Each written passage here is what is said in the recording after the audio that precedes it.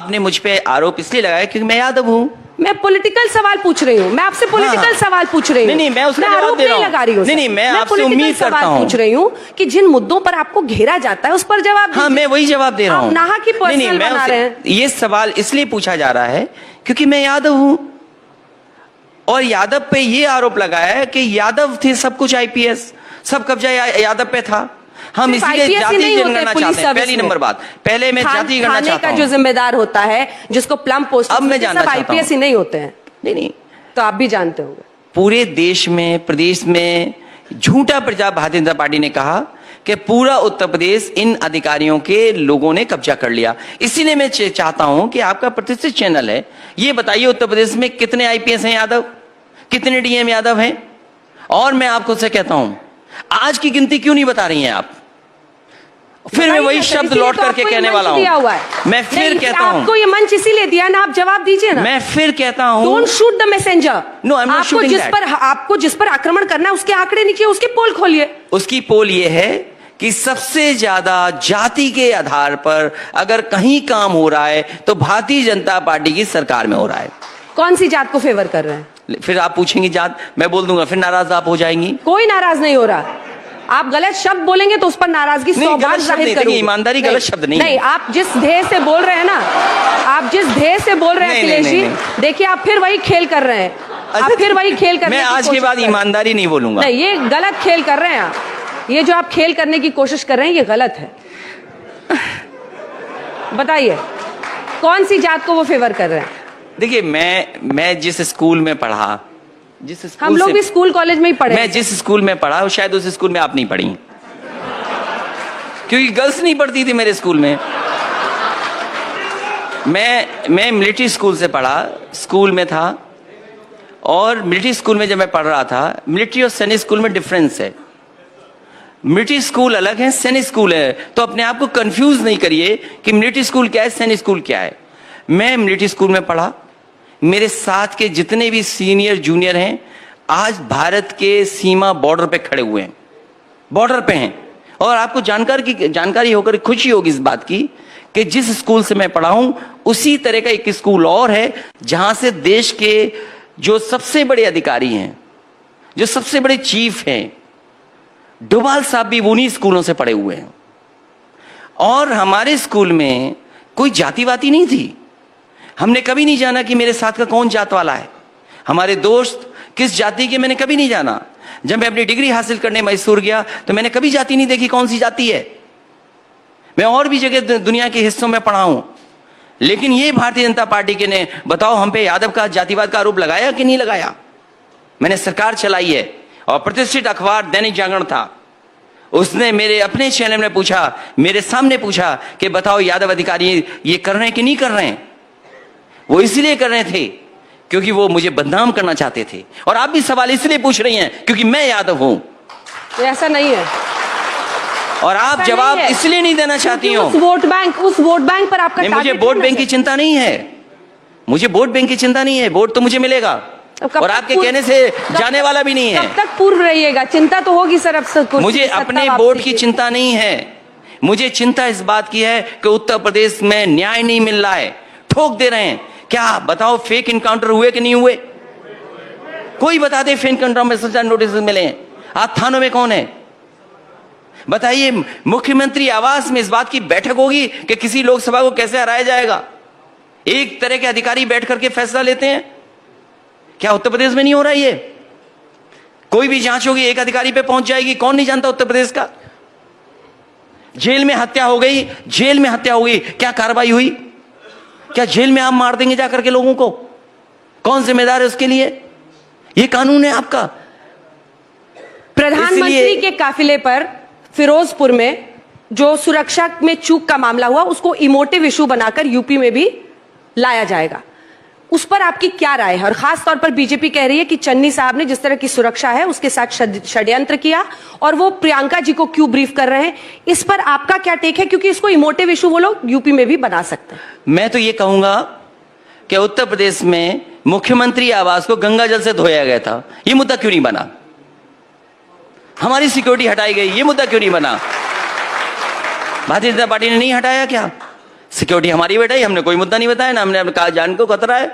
अरे जिस दिन जाना होगा चला जाएगा, कोई जान का खतरा नहीं है। और जो राजनीति करने वाले लोग हैं उन्हें इस खतरे से नहीं डरना चाहिए, क्योंकि हमारी सिक्योरिटी बैठी थी। एक दिन आया अधिकारी, बोला आज से आपकी सिक्योरिटी नहीं है। मैंने उससे पूछा कि क्यों नहीं है? उसने बोला मुझे कारण नहीं पता, आप बताइए, मुझे एनएसजी खबर था। मैंने उस अधिकारी से पूछा क्या आपके पास जवाब उसका कि मुझे क्यों हटाया जा रहा है? बोला फैसला हो गया है, आपकी सिक्योरिटी नहीं है आज से। उनकी सिक्योरिटी है, विपक्ष की कोई सिक्योरिटी नहीं है, आम जनता की कोई सिक्योरिटी नहीं है। किसी को ठोक दे रहे हो आप किसी को मार देंगे ऐसे ही। इसी लखनऊ में आईटी का वो तिवारी को बताओ पुलिस ने मारा कि नहीं मारा? इसी राजधानी में गोली मार दी। और क्या गोरखपुर में पुलिस ने नहीं मार दिया क्या एक व्यापारी को? हाथरस में घर परिवार के लोग चिल्लाते रहे, रोते रहे। उसके भाई की मेरे से बात हुई, रात के 2 बजे मेरी बात हुई उसके भाई से। मैंने उसके भाई से कहा मैं कोशिश करता हूं, डीएम से बात करता हूं। मैंने डीएम को फोन में लाया, डीएम ने फोन नहीं उठाया। मैंने डीएम को मैसेज किया कि कम से कम आखिरी जो इच्छा परिवार की है उसका सम्मान कर दो, लेकिन डीएम को परवाह नहीं की, क्योंकि डीएम लखनऊ से गवर्न था, लखनऊ के इशारे पर हो रहा था। मुख्यमंत्री के इशारे पर, मुख्यमंत्री के कार्यालय के इशारे पर उस बेटी को सम्मान नहीं दिया गया। घर परिवार कांग्रेस के साथ हैं आप इस मुद्दे पर? आपको लग रहा है बीजेपी बात का सवाल कांग्रेस का नहीं है, नहीं स्टैंड के लिए हम पूछे। नो, आप पूछिए उस परिवार से मेरी बात हुई, हमारी पार्टी के लोग पहुंचे नहीं। पीएम एक इंस्टीट्यूशन है, वो नॉन पार्टिसन पोस्ट है, और 20 मिनट तक फ्लाईओवर पर रुकना उनकी जान को खतरा। तो इसलिए इसका मतलब यह है कि जो भी प्राइम मिनिस्टर का सिक्योरिटी कवर है उसको और स्ट्रेंथन करना चाहिए, और तमाम उन अधिकारियों को तुरंत सस्पेंड कर देना चाहिए जिनको ये पता नहीं था कि उस सभा में भीड़ नहीं है, सड़कों पर लोग खड़े हुए हैं। क्यों नहीं कार्रवाई कर रहे उन अधिकारियों पर? पीएमओ को अपने सभी अधिकारियों को सस्पेंड कर देना चाहिए, टर्मिनेट कर देना चाहिए। अगर वो अधिकारी प्राइम मिनिस्टर की सुरक्षा को ध्यान नहीं दे सकते हैं तो उन अधिकारियों को रहने की कोई जरूरत नहीं है। इसको पॉलिटिकल इशू नहीं होना चाहिए। सबसे पहले उन्हें उन अधिकारियों को, उन वरिष्ठ अधिकारियों को सस्पेंड और टर्मिनेट करना चाहिए। और विपक्ष के लोगों की सिक्योरिटी नहीं है। एक दिन आया अधिकारी, बोला कि आज से आपकी सिक्योरिटी खत्म। मैंने कहा मैं कैसे जाऊंगा? बोले अपना इंतजाम कर लो। क्या ये भारतीय जनता पार्टी भूल गई ये बात? मैं जानना चाहता हूं क्यों हमारी एनएसजी कवर हटाया? क्या जवाब है आपके पास? कभी आपने मुद्दा नहीं पूछा कि आपकी एनएसजी कवर हट गई? चलिए चलते चलते अब टाइम्स अप लिखा हुआ आ रहा है सामने में। वो आपके सवाल खत्म हो गए, चाहे टाइम सब कभी कर लीजिए सर, क्योंकि वर्चुअल रैली होनी है, हम तो रात भर जवाब दे सकते हैं। इधर सामने देखिए ना लिखा हुआ। नहीं, वो तो गलत कह रहे हैं, वो चैनल पे क्योंकि बंद कर दिया होगा उन्होंने कि ठीक है। 1 घंटे से भी मन नहीं भरा आपका अखिलेश जी? मैं तो रथ चलाया था दिन रात, 2-3 मैं तो अभी घंटे रात तक बात कर सकता हूँ, क्योंकि इलेक्शन कमीशन ने ये कहा है। तो आज रात तक बैठ के हम लोग यहाँ बातें करते रहते हैं। मैं आपका धन्यवाद देता हूँ। नहीं अभी और बात, आपको और भी बातें करनी चाहिए थी। और भी बातें कर रहे हैं, आप बताइए क्या बोलना है आपको? आप सवाल करिए, मैं जवाब दूंगा। पूछते जा रही हूँ, आप जितने सवाल करोगे मैं जवाब दूंगा। मैं उनके सवाल को किए जा रही हूँ। आप क्यों बोल रहे हैं कि चैनल लेके आए? चैनल कह रहा है कि बात कीजिए। नहीं, मैं क्योंकि दिन रात रथ चलाया और दिन रात में रथ चला करके कामयाब हुआ।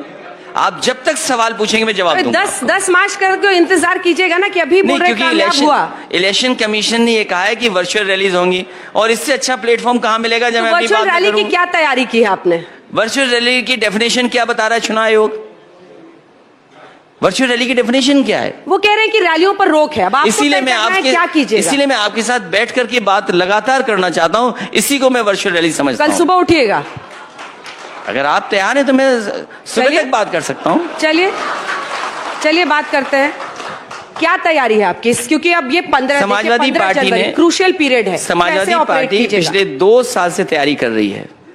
मुझे याद है कि समाजवादी पार्टी ने अपने कार्यकर्ताओं को ट्रेनिंग देने के लिए जगह जगह पर कार्यक्रम किए थे। बरेली में कार्यक्रम हुआ, हमारी पार्टी के तमाम कार्यकर्ताओं का ट्रेनिंग का कैंप फैजाबाद में हुआ, फैजाबाद में नहीं हुआ, मिर्जापुर में हुआ। तो लगातार समाजवादी पार्टी अपने वर्कर्स को ट्रेन कर रही थी कि आने वाले समय में बूथ पे कैसे काम हो, बूथ पे कैसे लड़ाई होगी। और जो समाजवादी पार्टी ने काम किए थे उसको लेकर के आंदोलन किए समाजवादी पार्टी ने। हमारा कोई कार्यकर्ता ऐसा नहीं बचा होगा जिस पर मुकदमे ना हो, जेल न गया हो। और पूरे लखनऊ से लेकर के आप उत्तर प्रदेश का पता कर लीजिए, भारतीय जनता पार्टी का जब भी कोई बड़े नेता का कार्यक्रम होगा, सबसे ज्यादा पुलिस के मेहमान उसके घर में जाकर के बैठ जाते हैं। आप बताइए, किसी पॉलिटिकल पार्टी के कार्यकर्ताओं को रोका जाता हो? ये कोई डेमोक्रेसी है क्या? कानपुर में कोई आएगा तो वहां रोक लेंगे, आप फैजाबाद में जाएंगे तो हमारे पूर्व विधायक, पूर्व मंत्री के घर पे बैठ जाएगी जाकर के पुलिस। तो पुलिस का काम यह बचा है कि पॉलिटिकल पार्टीज का कार्यकर्ताओं को बाहर नहीं निकलने देंगे। और उत्तर प्रदेश की जो रैलियां हुई हैं, वो रैलियां सरकारी थी। डीएम, एसपी, एडीएम, एसडीएम, लेखपाल, तहसीलदार, SO, CO, SP city, SP, DIG और सब अधिकारी लगते थे कि रैली कैसे सफल हो। पूरे की पूरी रोडवेज की बसें ले ली जाती थी, तब ये रैली होती थी। तो इनकी सरकारी रैलियां, जनता नहीं आ रही है इनके पास। और इस बार जनता ने मन बनाया है कि भारतीय जनता पार्टी को उत्तर प्रदेश से हटाया जाएगा। पसीना आ गया है नेताजी आपको? नहीं, वो तो इसलिए आ गया कि इतनी देर से बोल रहे हैं और आप चाहते हैं कि ये कार्यक्रम खत्म हो जाए। नहीं नहीं, कोई नहीं चाहता है। बस देखिए, विक्टिम कार्ड खेलने की आदत हो गई है। मुझे कोई विक्टिम ये देखिए, आपके लिए टाइम बढ़ा दिया, टाइम्स आप लिखा हुआ था, अब हमने 3 मिनट और बढ़ा दिया, 1-2 मिनट और आपसे बात हो तो जाएगी। आप पूछिए सवाल। लेकिन आपने बताया नहीं कि आपका क्या होगा, मतलब रिकॉर्डेड भाषण देंगे या लाइव भाषण करेंगे, डिजिटल प्लेटफॉर्म का कैसे इस्तेमाल करेंगे? मुझे याद है कोविड के समय पर समाजवादी पार्टी की कोशिश थी लोगों